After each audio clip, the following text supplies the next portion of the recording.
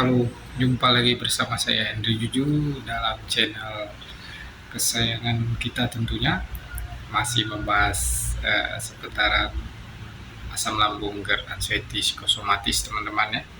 Saya doakan kita semua dalam keadaan sehat selalu, yang dalam masa penyembuhan dari akut bisa ada perbaikan, yang sudah dalam masa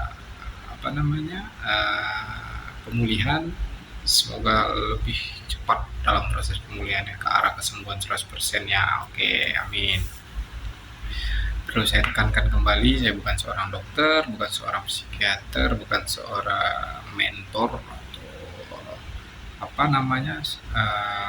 ahli jiwa, bukan seorang ahli. Saya cuma seorang penderita asam lambung, GERD, anxiety yang ingin berbagi kisah pengalaman pribadi saya sehingga teman-teman bisa menambah data informasi mengenai seputaran penyakit ini ya kan. Orang bilang 1001 macam sensasi teman-teman ya.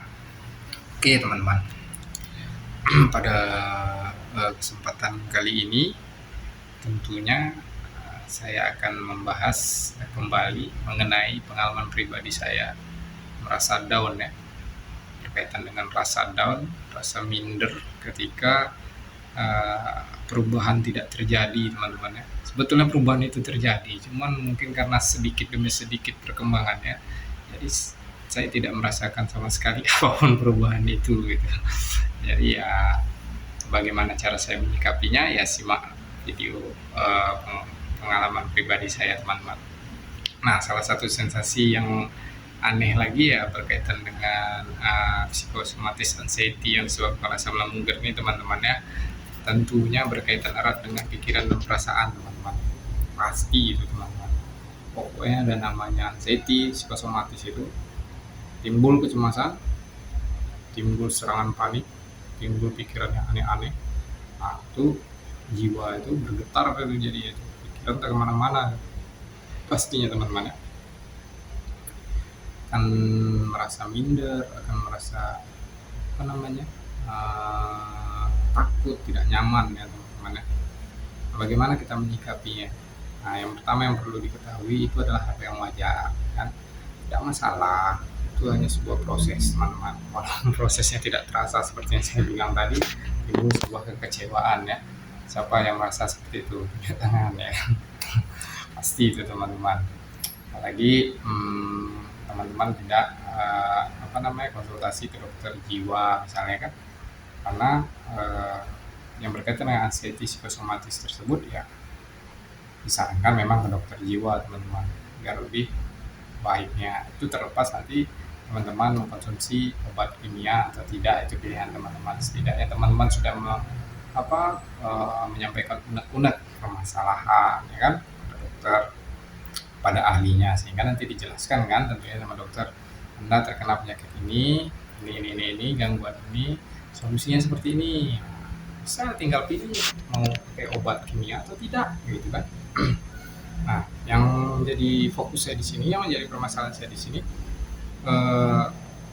untuk membangkitkan semangat lagi supaya tidak minder, supaya tidak patah semangat ketika tidak ada perubahan atau perbaikan dalam menghadapi sensasi yang berkaitan dengan gangguan pencernaan ini ya, anxiety psikosomatis yang disertai kan dengan anxiety psikosomatisnya.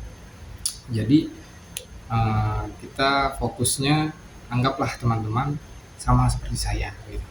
Tidak pergi ke dokter spesialis kejiwaan gitu, untuk memperbaiki psikosomatisnya. Tentunya akan lebih lama. Nah, tentunya akan lebih lama. Nah, ketika kita rasa tidak ada perubahan, tidak ada perkembangan, lama kelamaan pikiran kita ini aneh-aneh ya teman-teman, pasti. Kenapa? Karena pada prinsipnya setiap manusia memiliki keinginan untuk cepat sembuh. Nah, itu dia, itu harus dicatat dulu yang untuk cepat sembuh, tapi pada kenyataannya tidak. Kan aneh gitu. Nah, timbullah kekecewaan, timbullah pemikiran yang aneh-aneh. Kenapa saya tidak sembuh? Kenapa tidak ada perkembangan? Padahal saya lihat di YouTube para orang-orang mentor segala macam, yang berpengalaman, yang telah sembuh banyak itu. Tapi kenapa saya enggak? Nah, itu. Nah, kembali lagi teman-temannya, jangan dipertanyakan kenapa mereka sembuhnya, tapi coba pertanyakan ke diri sendiri, kenapa saya tidak bisa konsisten? Ya konsisten nggak teman-teman? Kalau sudah konsisten menjaga 3P, menjaga segala macamnya, rajin berjemur, rajin olahraga, tapi tidak ada perkembangan, mustahil teman-teman, mustahil. Saya ada perkembangan. Nah, kenapa ada yang sampai 1 tahun, 2 tahun, bertahun-tahun, tahun-tahun, tapi belum sembuh total juga? Ya mungkin sudah pada titik kenyamanan. Saya rasa dia sudah nyaman dan sudah bisa mengontrol gitu kan. Setiap sensasi yang ada dia sudah bisa menghandle. Beda dengan orang yang selalu menggerutu dan selalu mengeluh. Nah, sehingga timbullah yang saya bilang tadi. Kenapa saya nggak sembuh-sembuh, itu pertanyaan. Kenapa ada pemikiran seperti itu gitu kan? Tidak nyaman sampai pada titik pasrah lah. Udahlah, makan aja lah semua apa yang ada. Hidup cuma sekali. Betul. Cuman pada prinsipnya tidak seperti itu juga. Hidup ini harus dijaga, ya.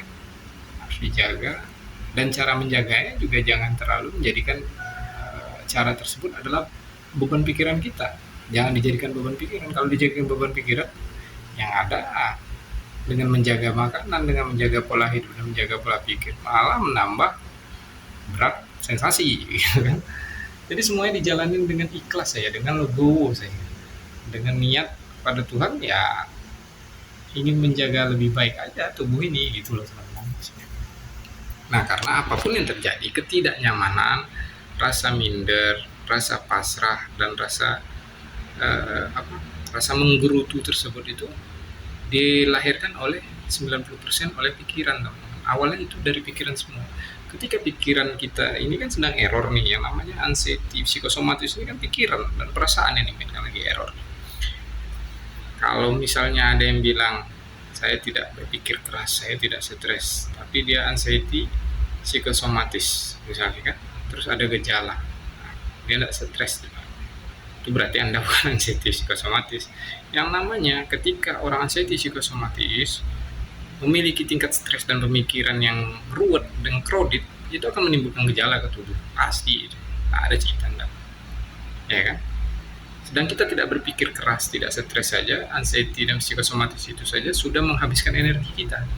Karena kita tidak bisa mengontrol pikiran kita, itu tidak bisa kita kita pegang pikiran kita itu seperti apa, kita arahkan, susah memang.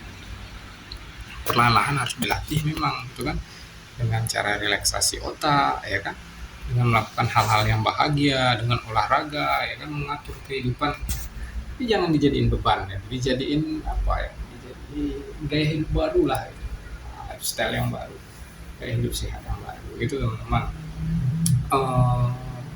Selanjutnya, kalau menurut saya sendiri sih, ya namanya kita bosan, kita takut, kita minder, kita nggak terima dengan keadaan itu, hal yang wajar. Karena kita pengen cepat sembuh kan itu sembuh. Pengen berada di kondisi normal kita dulu, ya kan. Kita bayangin gimana nikmatnya dulu. Kalau saya dulu kan hobi main futsal, main badminton, kan, hobi jalan-jalan kemana-mana, ya kan, dengan kondisi tubuh yang betul-betul fit, ya kan, tidak ada takut, tidak ada cemas mau makan apapun, ya kan. Tentu enak, kan. Beda dengan sekarang. Di saat kita terserang kan gitu, nah kita terserang, ya kan, terserang, takutlah ini. Itu hal yang wajar gitu. Karena yang bermasalah itu kan seperti yang saya bilang tadi, pikiran dan perasaannya yang dipermainkan. Nah, kalau kita sudah tahu penyebabnya, tentunya kita harus belajar untuk melatih itu tadi, gitu. Pikiran dan perasaan kita yang harus kita latih. Caranya penuhi dengan yang berbau iman dan takwa, kerohanian. Kalau saya kan seperti saya bilang, saya dengerin khotbah pendeta dia itu banyak, ya kan, khotbah rohani itu beribadah, ya kan. Nah, teman-teman yang muslim juga bisa melakukan dengan ngaji, ya, dengan wirid, ya kan, majelis taklim kan banyak tuh, seperti itu teman-teman ya, menghadiri ceramah-ceramah ustadz seperti itu teman-teman, itu akan jauh lebih baik. Itu dipenuhi. Selanjutnya mulai mengolah pikiran, bisa dengan mendengarkan musik-musik relaksasi, musik-musik yang membuat kita tenang, jangan musik-musik metal ya kan, musik-musik sedih, jangan kacau di pikiran kita aja udah kacau kacau. Buatlah, dengarlah musik-musik yang lagu-lagu favorit, bisa jadi ya kan, sambil nyanyi-nyanyi pakai handsfree, itu enak teman-teman, sambil senyum gitu kan. Selanjutnya apa? Perbanyak senyum ya, seperti itu tadi, untuk melatih pikiran dan perasaan kita tadi. Ya pasrah, ya harus dong pasrah. Namanya juga Tuhan kan pasti sayang sama umatnya teman-teman ya kan. Daun selai jatuh itu aja itu berkat izin Tuhan gitu, apalagi kita mengalami hal seperti anxiety psikosomatis ini, ya itu kan Tuhan yakin kita sanggup untuk melewatinya. Jangan mengeluh, jangan menggerutu teman-teman, jalani aja. Itu apa yang kita alami sekarang itu dampak dari masa lalu kita, pegang saja itu. Yang salah itu memang kita, tapi maafkan diri sendiri supaya masa depan jauh lebih baik lagi, supaya masa depan jauh lebih indah lagi. Ya kita benahi dari sekarang. Masa depan nanti itu adalah hasil dari perbuatan kita masa sekarang itu teman-teman. Jadi tidak perlu menggerutu lagi, tidak perlu minder, tidak perlu cemas, tidak perlu merasa tidak enak ya kan, kenapa nggak sembuh sembuh, merasa menyalahkan, tidak perlu seperti itu teman-teman. Yang paling perlu sekarang optimis, pasti sembuh, penyakit itu tidak berbahaya, ya memang tidak berbahaya, pasti sembuh, tenang saja. Yang penting yakin, semangat, jalani ya teman-teman ya. Mungkin kalau teman-teman berpikir, aku udah bertahun-tahun, saya udah bertahun-tahun gini-gini aja ya. Ya itu tadi yang saya bilang, coba cara yang lain, jangan cara yang gini-gini aja. Mungkin ada perubahan ya kan.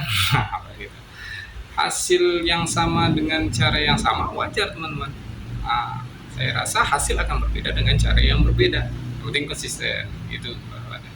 Dan satu lagi yang perlu kita ingat, kalau untuk permasalahan gangguan anxiety psikosomatis ini memang agak membutuhkan waktu teman-teman ya, penyembuhannya. Tidak ada yang sehari 2 hari langsung selesai, itu bukan anxiety psikosomatis teman-teman, itu mungkin demam biasa. Orang putus cinta saja mungkin perasaan bisa dipermainkan, perasaan bisa tidak enak selama berminggu-minggu, berbulan-bulan, apalagi kita yang mengalami anxiety psikosomatis ini ya kan. Ini kan merupakan trauma, ini kan merupakan efek, ini merupakan dampak dari masa lalu, ketakutan lah, strategi atau rencana kita yang tidak tercapai lah, kekecewaan lah, kedengkian lah, emosi lah, apa segala macam itu udah menumpuk, bencian segala macam, udah menumpuk, meledak lah, error lah otak kita ya kan. Itu sesimpel itu sih, error otak kita nggak bisa berfungsi dengan sempurna lagi, bisa dibilang dalam arti kata lelah lah, otak itu udah lelah. Jadi untuk mengontrol tubuh itu udah agak kurang sinkron, jadi timbullah itu sensasi tubuh. Sesimpel itu sih pemikiran saya gitu kan, kesimpulan saya dari anxiety psikosomatis ini. Jadi cara satu-satunya ya restart otaknya, buat dia jangan terlalu banyak bekerja, lakukan hal-hal yang membahagiakan gitu loh teman-teman.